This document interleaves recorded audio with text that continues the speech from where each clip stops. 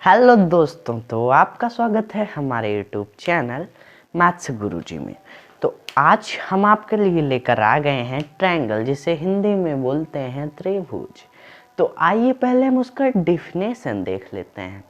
तो उसका डिफिनेशन हिंदी में होता है, तीन रेखाओं से घिरी हुई आकृति को, घिरी या बंद आकृति को त्रिभुज कहते हैं। तीन रेखाओं से घिरी या बंद आकृति को त्रिभुज कहते हैं। अब देख लीजिए, ये एक रेखा, दो रेखा, तीन रेखा। अब ऐसे भी तो हो सकता है कि मतलब ये एक रेखा हो गई, ये एक रेखा हो गई, ये एक रेखा हो गई, ये तीनों घिरी नहीं है। और क्या बोला मैंने, घिरी या बंद आकृति को। एक बार इंग्लिश में भी बोल देता हूँ, a figure closed by three lines is called triangle. अब देखिए, अ फिगर, कोई भी फिगर जो तीन लाइनों से या तीन रेखाओं से बंद हो। ये देखिए तीन रेखा हैं, इससे बंद होनी चाहिए पूरी तरह से। ऐसे जैसे देखिए, एक रेखा, दूसरी रेखा, तीसरी रेखा।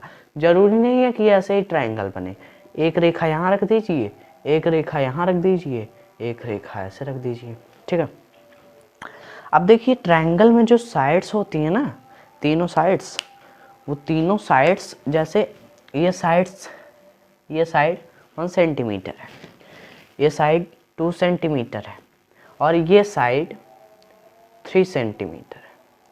अब देखिए, आप पता कैसे करेंगे कि कौन सा रियल ट्रायंगल है ना। देखिए, अब कोई भी टू साइड्स, दो भुजाओं को ऐड करिए। अगर वो तीसरी भुजा यानी तीसरी साइड, थर्ड साइड से बड़ा आता है ना, बड़ा होता है, तो मतलब वो ट्रायंगल है। अब देखिए, इन दोनों को ऐड करेंगे तो 4 आएगा, इससे बड़ा है, ठीक है। अब इन दोनों को ऐड करेंगे 3 आएगा। अब देखिए, 3 वो भी है और 3 ये भी है, तो तीनों बराबर हो गए, ठीक है।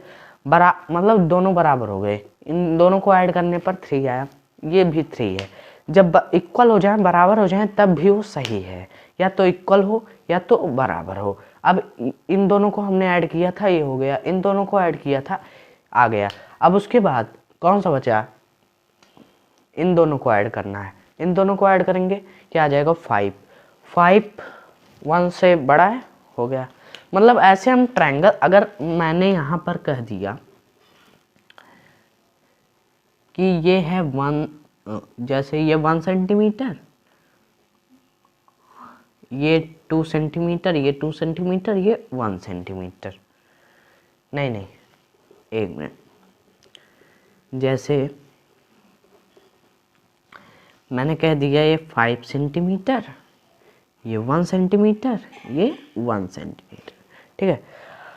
अब मैंने क्या बताया, कोई भी टू साइड्स को ऐड कर लीजिए आप। इन दोनों को ऐड करिए, 6 आएगा, तो इससे बड़ा है, चलिए हो गया। अब इन दोनों को ऐड करिए, 6 आएगा, इससे बड़ा है, हो गया। अब इन दोनों को ऐड करिए, 2 आएगा, ठीक है। 2 आएगा, मतलब इससे 5 से तो बड़ा नहीं है, मतलब ये ट्रायंगल कोई है ही नहीं, बनेगा ही नहीं, तो ये ट्रायंगल नहीं है, ठीक है। अब क्लास 10th की ट्रायंगल की बात करें तो उसमें हम सीखेंगे सिमिलरिटी और कॉन्ग्रुएंसी, यानी कि समानता और सर्वांग समता। तो समानता होती क्या है, देखिए, जैसे समानता क्या होती है, समान आकार लेकिन भिन्न भिन्न। समान आकार हो लेकिन भिन्न भिन्न आकार वाली ज्यामिति। ज्यामिति किसे बोलते हैं, ज्यामिति मतलब फिगर, जैसे ये फिगर, ठीक है। ज्यामिति फिगर मतलब देखिए, समान आकार लेकिन भिन्न भिन्न आकार वाली ज्यामिति आकृति को समान आकृतियां कहते हैं। अब देखिए, इसे हम इंग्लिश में जान लेते हैं। इंग्लिश में इसका डिफिनेशन क्या होता है, ठीक है।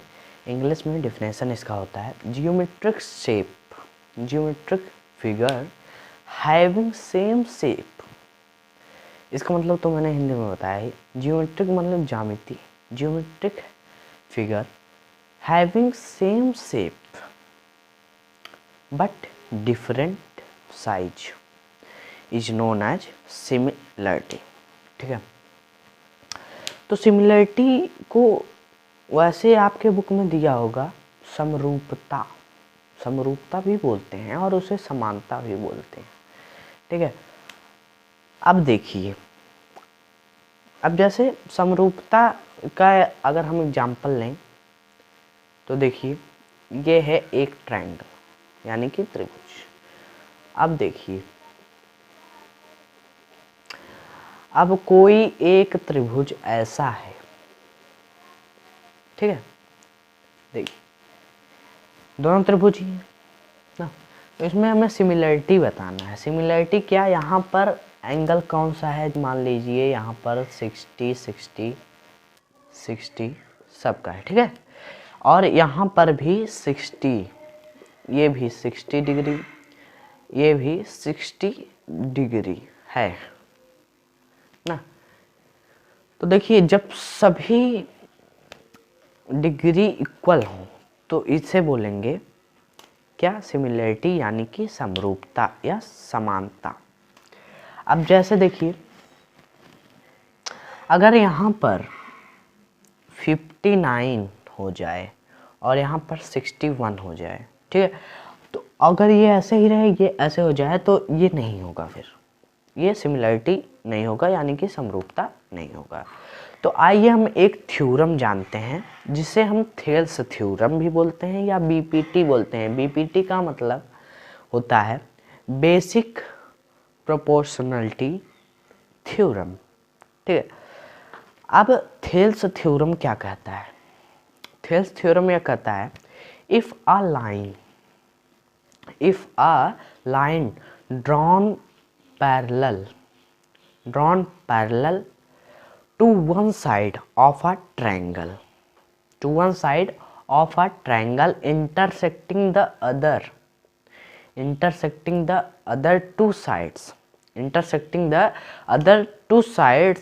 it divides the two sides। मतलब वो जो इंटरसेक्ट कर रहा है, जैसे ये देखिए, ये कहता है थेल्स थ्योरम बीपीटी, ये कहता है अगर कोई ट्रायंगल है, एक लाइन उस ट्रायंगल को कहीं डिवाइड करती है, इंटरसेक्ट करती है, तो देखिए ये जो बाकी टू साइड्स है, मतलब जो टू साइड्स बचे थे उस पर इंटरसेक्ट करती है।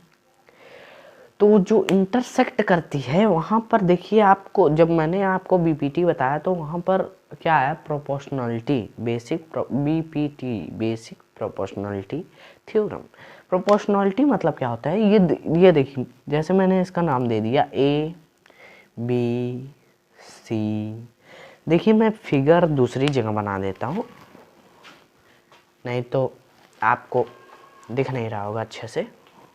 देखिए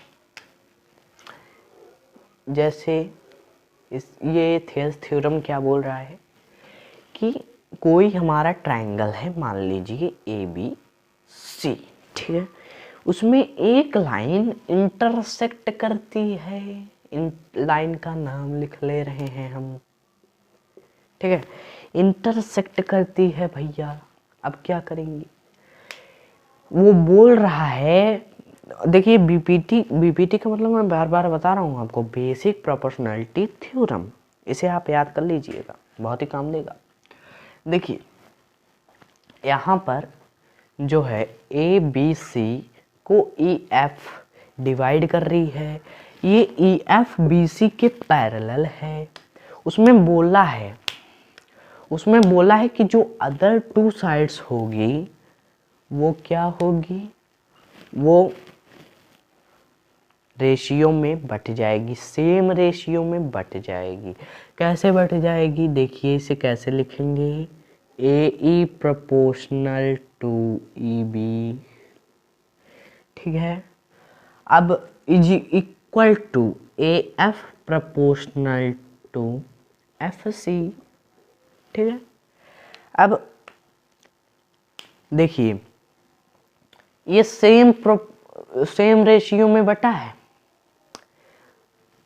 कैसे बटा है, जो टू साइड, ये हमारा थ्योरम कहता है कि जो आप कोई भी एक लाइन ट्रायंगल पर डिवाइड करेंगे तो वो जो नीचे वाली लाइन होगी जहाँ पर वो दोनों, देखिए मैं फिर से बता रहा हूँ, आप कोई भी एक लाइन ट्रायंगल पर इंटरसेक्ट करवाएंगे तो जो दो साइड्स होगी उसको छोड़कर तीसरी साइड, थर्ड साइड पर वो पैरेलल होगी। ये तो सही है भैया, पैरेलल है। अब उसके बाद क्या कहा है, जो जहाँ पर इंटरसेक्ट हो रहा है वो दोनों साइड आपस में सेम रेशियो में बराबर होंगी, इक्वल होंगी, यही चीज होगा। अब इसे लिख कैसे सकते हैं, देखिए रेशियो को तो आपने बचपन में पढ़ा ही होगा। इसे हम ऐसे लिख सकते हैं, ए ई अपॉन ई बी, ठीक है। अब is equal to A F upon F C. ये हमारा थेल्स थ्योरम कंप्लीट हो गया। अब इस पर हम एक क्वेश्चन कर लेते हैं। तो आइए क्वेश्चन को करते हैं, तो आइए देखते हैं। अब देखिए ये 6.2 का पहला क्वेश्चन है। यही हम एक क्वेश्चन आपको बताएंगे, उसके बाद आप सारे क्वेश्चन कर सकते हैं 6.2 के, ठीक है। इस थ्योरम पर सभी आधारित हैं। अब देखिए ये इसमें क्या दिया है, A E 1 centimetre, A D 1.5 centimetre, D B 3 centimetre, E C नहीं दिया है, यही निकालना है। तो अभी हमने थेल्स थ्योरम में पढ़ा क्या, देख लेते हैं। अभी हमने थेल्स थ्योरम में ये पढ़ा, अगर कोई लाइन एक ट्रायंगल को इंटरसेक्ट करती है तो जो डबल इंटरसेक्ट करेगी ना ट्रायंगल पर, तो जो लाइन बचा रहेगा उसके पैरेलल होगी, और जहाँ पर जिस पर इंटरसेक्ट करेगी उनको दो रेशियो में इक्वल पार्ट में डिवाइड करेगी। तो इसका मतलब A D ratio D B ऐसा हो गया, is equal to A E ratio E C हो जाएगा। A E ratio E C. अब देखिए इससे कैसे निकाल लेते हैं हम, पहले हम इसे ऐसे लिख दें तब सही रहेगा, इज इक्वल टू ए ई ई सी, ठीक है। अब देखिए ए डी की वैल्यू दिया है 1.5,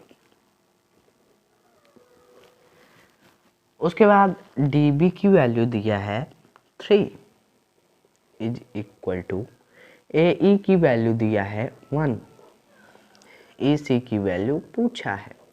आप ई सी की जगह एक्स भी मान सकते हैं या ई सी ही रहने देंगे तब भी कोई दिक्कत नहीं, ठीक है। कुछ लोग एक्स मानते हैं। अब बाकी देखिए, इसका इसमें मल्टीप्लाई करेंगे, इसका इसमें मल्टीप्लाई करेंगे, तो ये आ जाएगा 1.5 ई सी, मल्टीप्लाई रहेगा बीच में, अब ये हो जाएगा 3, ठीक है। अब ये इधर जाएगा तो डिवाइड हो जाएगा, यहाँ पर हो जाएगा 3/1.5। अब देखिए नीचे डेसिमल में है तो हम इसमें 10 का मल्टीप्लाई कर देंगे ऊपर नीचे दोनों जगह, ठीक है। आप देखिए यहाँ पर आ जाएगा 30/15, ये हमारा EC आ गया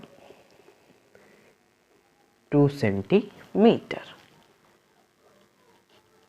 2 सेंटीमीटर। ये हमारा आंसर आ गया।